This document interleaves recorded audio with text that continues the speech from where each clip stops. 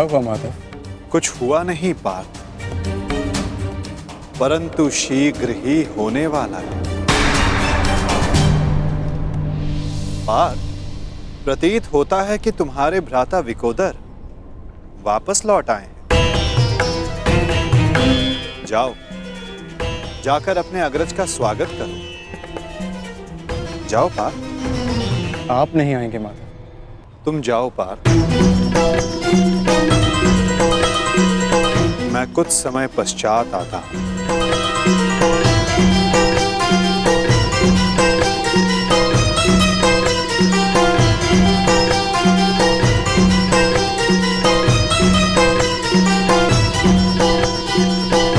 मुझे क्षमा कर देना वीर बर्बरीक। बस करो नकुल, मुझे कुछ नहीं हुआ है। कुछ नहीं हुआ? राधा भीम, आप अपनी दशा देख रहे हैं? किसने किया ये सब? बस एक बार उसका नाम बता दीजिए, जीवित नहीं छोड़ूंगा उसे। मैंने।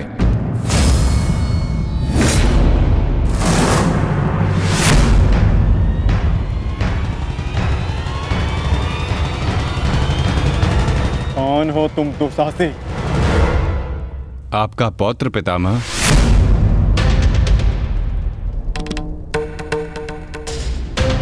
घटोत्कच पुत्र बर्बरीक हूं मैं।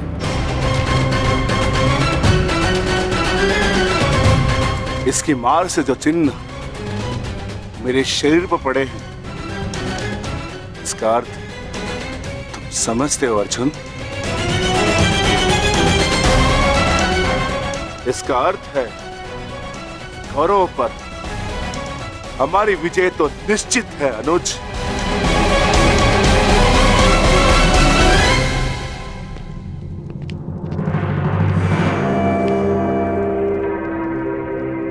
बार्बरिक बल और युद्ध कौशल दोनों में सर्वश्रेष्ठ है। इस महायुद्ध में इसका सामना कोई नहीं कर पाएगा और मुझे विश्वास है कि बार्बरिक अकेला ही इस महायुद्ध को समाप्त करने में सक्षम है। तो ये तो बहुत प्रसन्नता की बात हुई।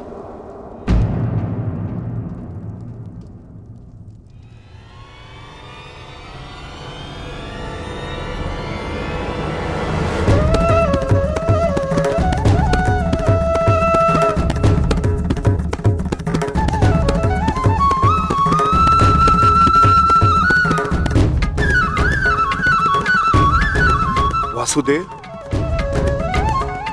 ये मेरा पौत्र बार्बरिक है। बार्बरिक, ये मेरे भगवान कृष्ण।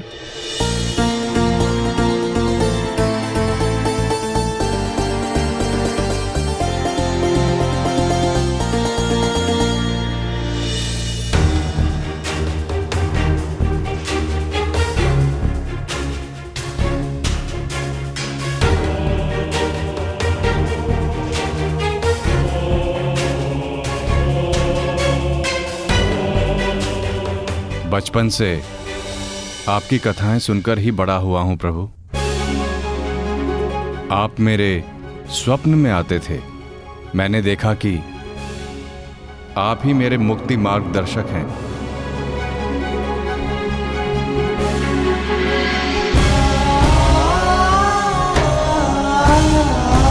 आप ही मुझे मेरे परम लक्ष्य तक पहुंचाएंगे ना प्रभु?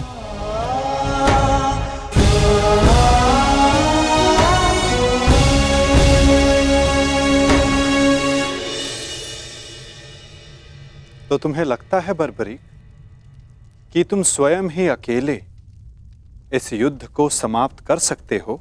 आप आदेश दें तो। और ऐसा करने के लिए तुम्हें कितना समय चाहिए बर्बरीक? आप सब बताएं कि आपके अनुमान से कितना समय लगना चाहिए? जो भीम ने बताया उसके अनुसार 1 माह, 1 पखवाड़े में भी हो सकता है। 2 दिन, नहीं, केवल एक दिन।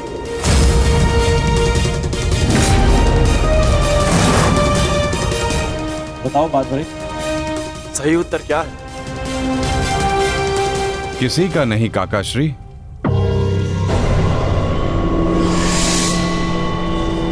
तो बताओ बर्बरीक, कितना समय लगेगा तुम्हें? केवल उतना जितना 3 बाणों का संधान करने में लगता है।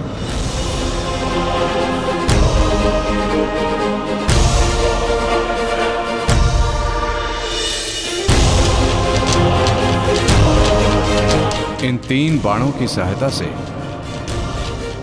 मैं इस युद्ध को 3 पल में समाप्त कर सकता हूं।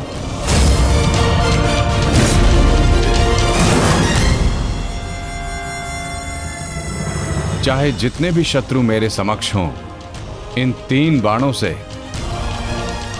मैं सभी का नाश कर सकता हूं।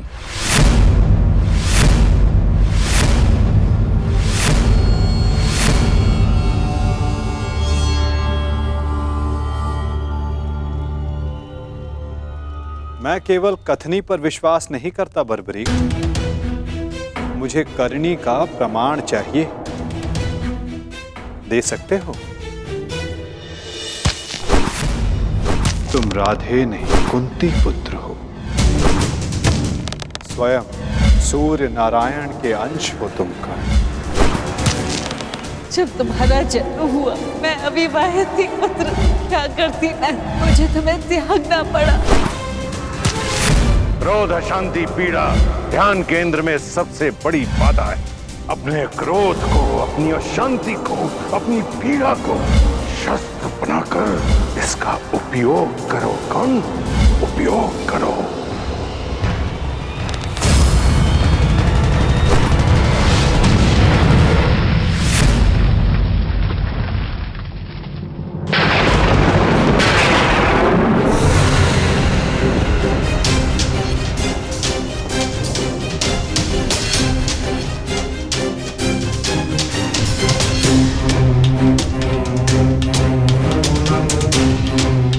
मैं इंद्र हूं, देवराज इंद्र, सूर्य को भी अपने नियंत्रण में कर सकता। तो तुम क्या हो? जितना भी अभ्यास करना है कर लो। का धनुष से बाण चला लो। हाल के बिना योद्धा को मरना ही होता है।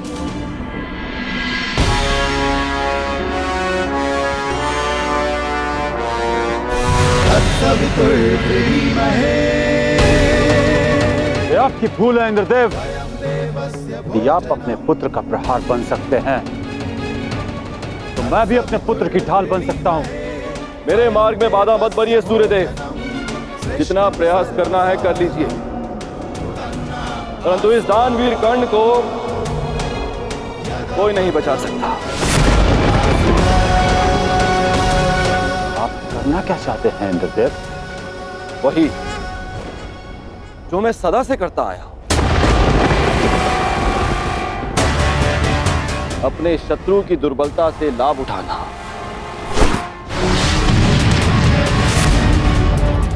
मैंने सुना है कि सूर्य उदय के समय यदि कर्ण से कोई दान मांगे तो वो अस्वीकार नहीं करता, मांगने वाले को निराश नहीं करता, दान अवश्य देता है। अर्थात कर्ण की दुर्बलता उसकी दान वीरता है और उसकी शक्ति वो कवच और कुंडल, तो जन्म से ही उसके लिए आपका आशीर्वाद है। जब एक ब्राह्मण दान में उससे वो कवच कुंडल मांगने जाएगा तो इस संसार को पता चलेगा कितना महान है ये सूर्य पुत्र कर्ण। यदि दान दिया तो मेरे पुत्र अर्जुन के हाथों अपने प्राण खोएगा, और यदि नहीं दिया तो मेरे हाथों सम्मान। सूर्यदेव, इन दोनों ही परिस्थितियों में मुझे तो देवराज इंद्र की ही होनी है। यह धर्म है इंद्रदेव। कवच और कुंडल कर्ण को उसके पिता का दिया हुआ उपहार है। यदि आपका पुत्र मेरे पुत्र को पराजित करने में असमर्थ है तो इस भांति आप एक बहुत ही नीच कार्य करेंगे। यह अनुचित है। इसमें अनुचित क्या है सूर्यदेव? आपने अपने पुत्र कर्ण की रक्षा के लिए उसे कुंडल और कवच दिए। मैं अपने पुत्र अर्जुन की रक्षा के लिए वो कुंडल और कवच छीन लेना चाहता हूं। मैं ऐसा कदापि होने नहीं दूंगा। वो तो आपकी क्षमता पर निर्भर करता है सूर्यदेव। आप जो करना चाहते हैं आप करने के लिए स्वतंत्र हैं, परंतु कल या तो आपका मान रहेगा या आपके पुत्र को आपका दिया हुआ उपहार। मेरा पुत्र है वो सूर्य पुत्र कर्ण। शीघ्र ही आपको अपनी भूल की अनुभूति हो जाएगी। कल प्रातः संसार पर सूर्य का प्रकाश पड़े या ना पड़े, परंतु ज्ञान का प्रकाश आपकी बुद्धि पर अवश्य पड़ेगा।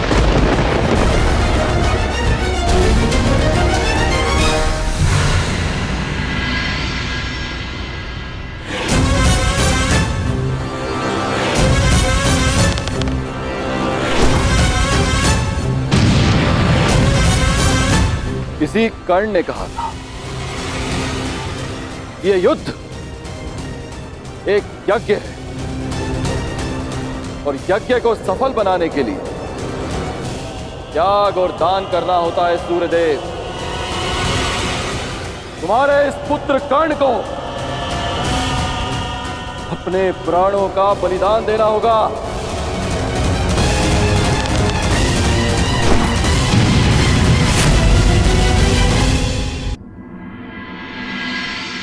मुझे ये बाण मेरी आराध्य देवी ने दिए हैं प्रभु।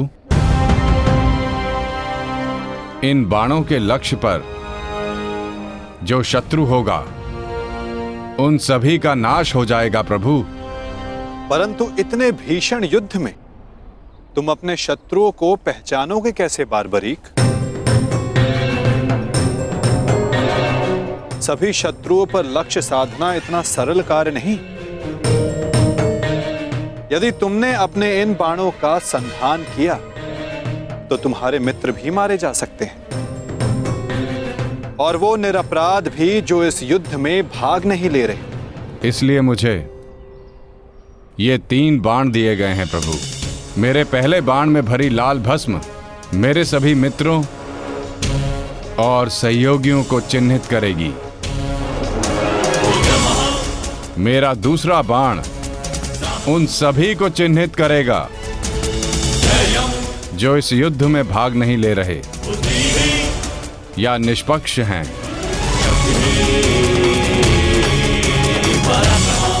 और ये तीसरा बाण एक क्षण में उन सभी का अंत कर देगा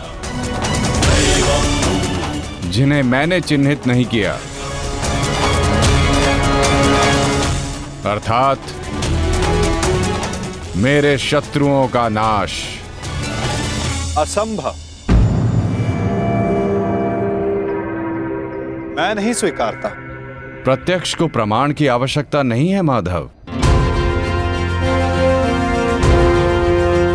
मैं यहां हूं, आप यहां हैं, और मेरे बाण भी।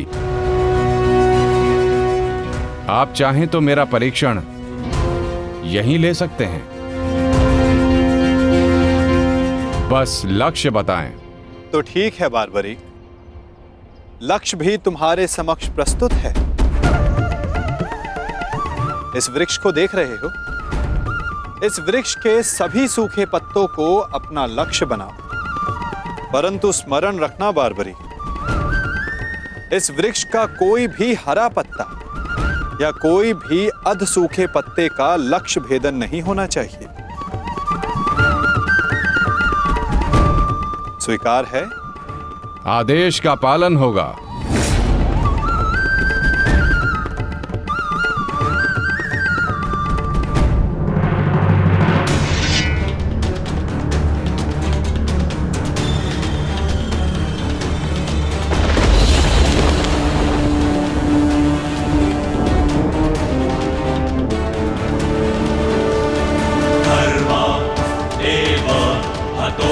कुन्ती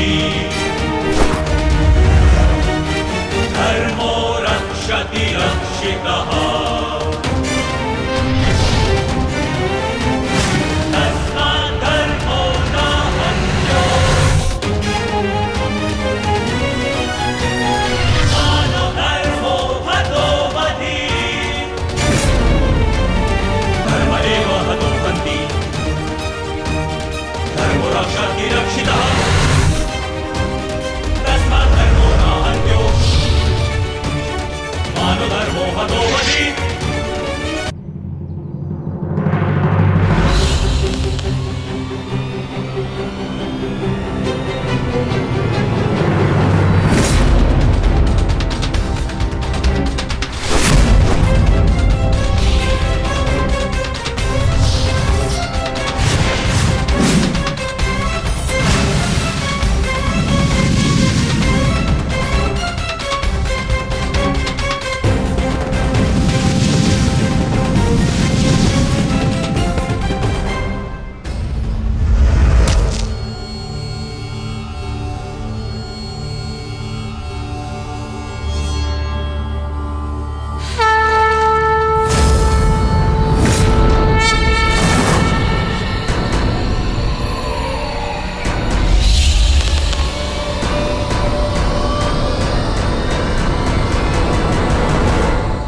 सभी अनचिन्हित पत्रों का लक्ष्य भेद हो।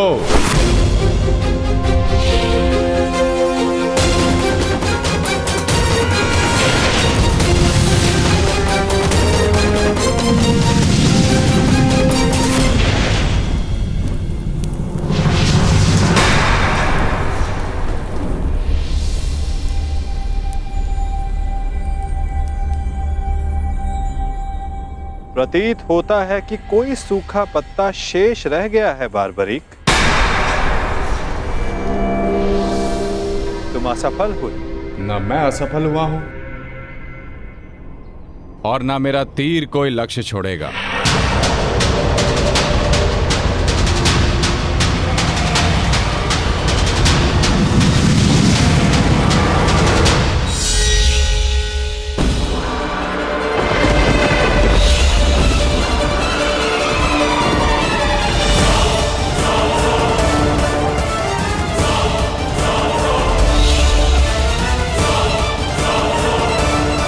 आपके चरण मेरे बाण के लक्ष्य के मध्य में आ रहे हैं प्रभु।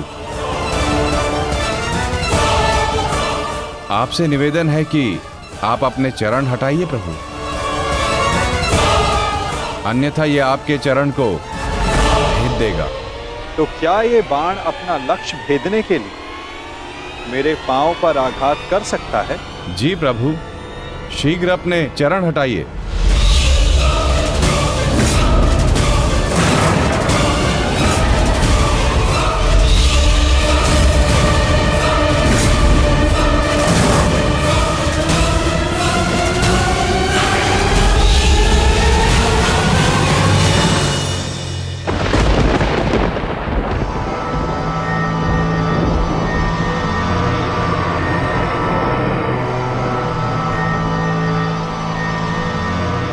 ये क्या किया वासुदेव? मेरा वरदान था कि ये बाण कभी लक्ष्य चूकेंगे नहीं। मैं वासुदेव आपके वरदान का मान अवश्य रखूंगा।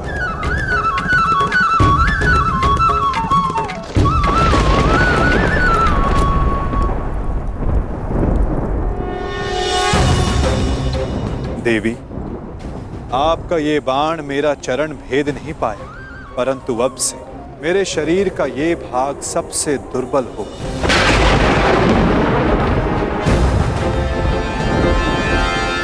और अब कोई भी बाण मेरे इस स्मरण स्थल को भेद पाएगा। ये मेरा वचन है देवी, और यही मेरे इस देह को त्यागने का कारण बनेगा।